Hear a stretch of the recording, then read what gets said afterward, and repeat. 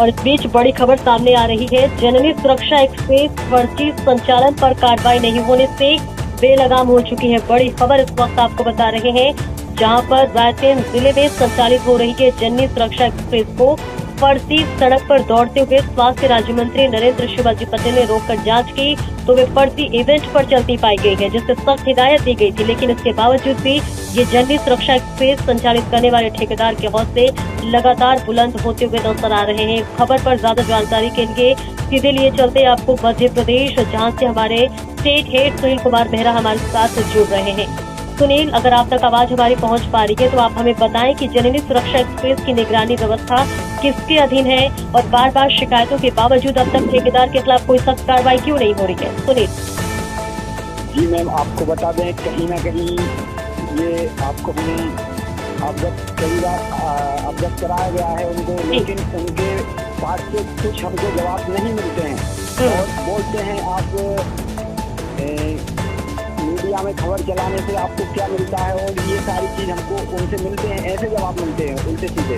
उसके बाद में हमने कई बार एम्बुलेंस रोकने की कोशिश करी तो एम्बुलेंस इतनी फास्ट चलाते हैं वो लोग, फर्जी चला रहे हैं, इस कारण इनको बात नहीं करते। और उसके बाद में आपको बता दें इनको 18 रुपये दिया जाता है 1 किलोमीटर का, इनको दिया जाता है मतलब 400 किलोमीटर टन का, मतलब 400 किलोमीटर आप चल के आएंगे 7,000 रुपये आप हमको कमा के दोगे।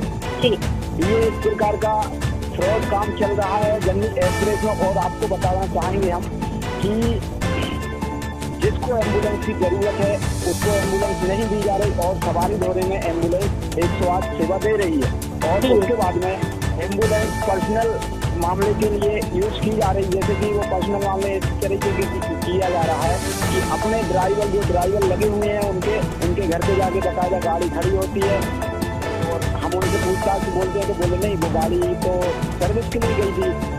इस तरीके की बात डाल रहे हैं एम्बुलेंस जो अधिकारी लोग। ठीक होगा बिल्कुल, यानी कि जो चीजें जनहित में जारी किया गया है वो पर्सनल के लिए यूज हो रहा है। इसके साथ ही साथ हमें भी सुनील ये भी बताया कि क्या ऐसी घटनाएं जो है वो पहली बार भी हो चुकी हैं या फिर क्या ये पहली बार है जब जननी एक्सप्रेस फर्जी इवेंट पर पकड़ी गई है या फिर पहले भी ऐसे मामले सामने आ चुके हैं? जी मैम, मैं बताना चाहूँगा फर्स्ट बार मैंने जो एम्बुलेंस की कवरेज की थी उसमें एक 16 साल का बच्चा ड्राइवर कर रहा था और एक जो ड्राइवर था वो शराब में धुंध पड़ा हुआ था और आशा कार्यकर्ती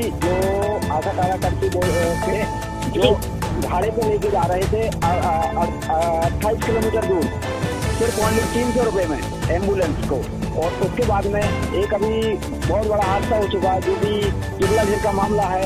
एक माँ अपने बच्चे को सुरक्षित जन्म नहीं दे पाई, उसकी मृत्यु हो गई बच्चे की, जिससे कि माँ तो बच गई लेकिन बच्चा नहीं बच पाया। इतनी बड़ी लापरवाही की जा रही है जिसकी कोई कल्पना नहीं कर सकता। बिल्कुल, देखिए इस तरह के अगर मामले सामने आ चुके हैं तो अब तक प्रशासन ने क्या कदम उठाया सुनील और उसका क्या कुछ परिणाम निकला?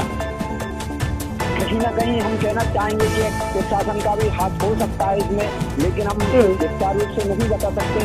क्या है कि मैंने कई बार मंत्री जी को भी पर्सनली कॉल करके बोला था कि सर ऐसी घटना हो रही है, एम्बुलेंस ऐसा हो रहा है, लेकिन वो मंत्री जी को अपना कुछ मान ही नहीं रहे, मंत्री जी की कुछ भाषा समझ ही नहीं पा रहे वो लोग। जी, तो यहाँ सवाल ये भी बनता है कि क्या स्वास्थ्य मंत्री नरेंद्र शिवाजी पटेल ने इस मामले पर कोई लिखित निर्देश या कार्रवाई रिपोर्ट तैयार की है क्या? अभी तो कुछ की जानकारी नहीं मिल पाई है मुझे। इसलिए मैंने उनको कॉल भी किया था लेकिन वो कॉल रिसीव नहीं कर पाए, क्या मालूम क्या समस्या में थे, कहीं भी हो मीटिंग चल रही है उनकी, उन्होंने कॉल रिसीव नहीं किया। इसकी फुल जानकारी मैं नहीं दे सकता आपको, लेकिन वो जगह जगह रोक के एक्शन तो लेते हैं। उसके बाद भी लगातार ऐसी घटना कई बार, एक बार 2 एम्बुलेंस शराब के नशे में वहाँ पे ड्राइवर पाए गए थे और एम्बुलेंस को चकनाचूर कर दिया गया, एक्सीडेंट कर दिया था। बिल्कुल, यानी हम कह सकते हैं कि जो प्रशासन है वो आंख मूंद कर बैठा होगा और एक नवजात की मौत के बाद भी अगर कोई कार्रवाई नहीं हुई तो देखिए कई तरह के सवाल जरूर उठते हुए नजर आते हैं। बहुत बहुत शुक्रिया सुनील इस महत्वपूर्ण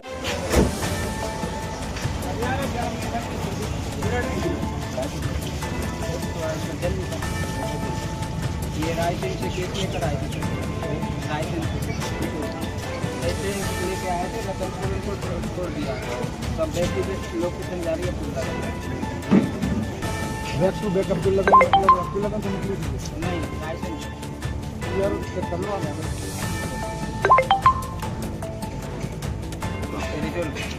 कहाँ से आ रहे हो आप? लाइसेंस रायसेन से कहाँ? रतनपुर।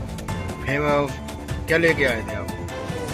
इवेंट अरे बच्चे चेकअप वाला पेशेंट था कहाँ पर? लाइसेंस लेके आए हैं आप या लेके जा रहे हैं? लेके आए थे उनको छोड़कर अभी रिटर्न हो रहा है। रिटर्न हो रहा हो। क्या नाम था उनका? नीमा जी नीमा जी। कहाँ के थे वो रहने वाले? रतनपुर।